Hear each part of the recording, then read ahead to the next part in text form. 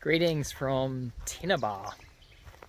This is about 3 hours away from Brisbane. If you've never heard of this place, it's very close to Gari, just Fraser Island, up north. So super quiet here, amazing. Staying up here for the next few nights, just an Airbnb, and the property I've got, amazing location. Just listen to it.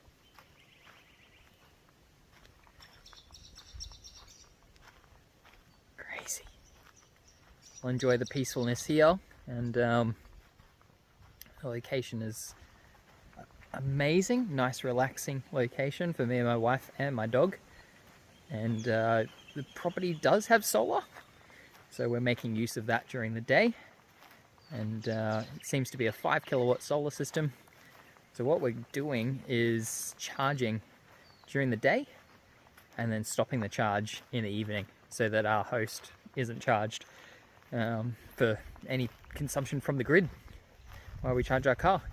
So driving all the way from Brisbane to this location, Tinnabar, took our Model Y from 100%, and we did stop at the ginger factory. We did make a little pit stop at Nambour, and we got here with 27%.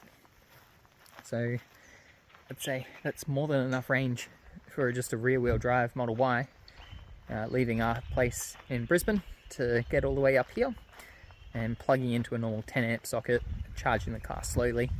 Perfect for our 4-night stay. So it tells us that in the system it's going to take at least 24 hours to charge, but that's perfectly fine.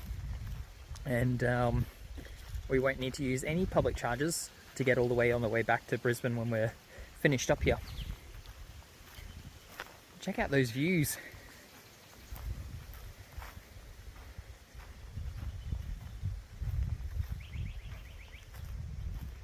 And it's only about less than 30 seconds walk from where I'm staying.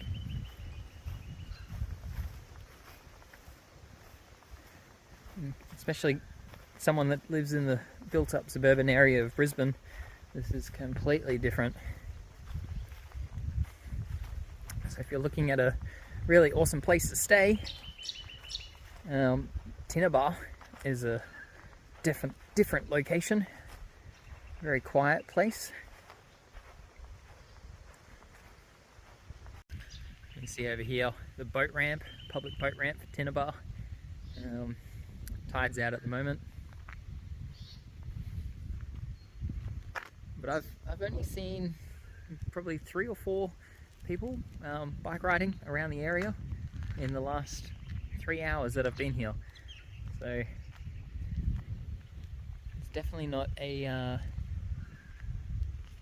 busy, bustling place like I'm used to, but the views here are spectacular.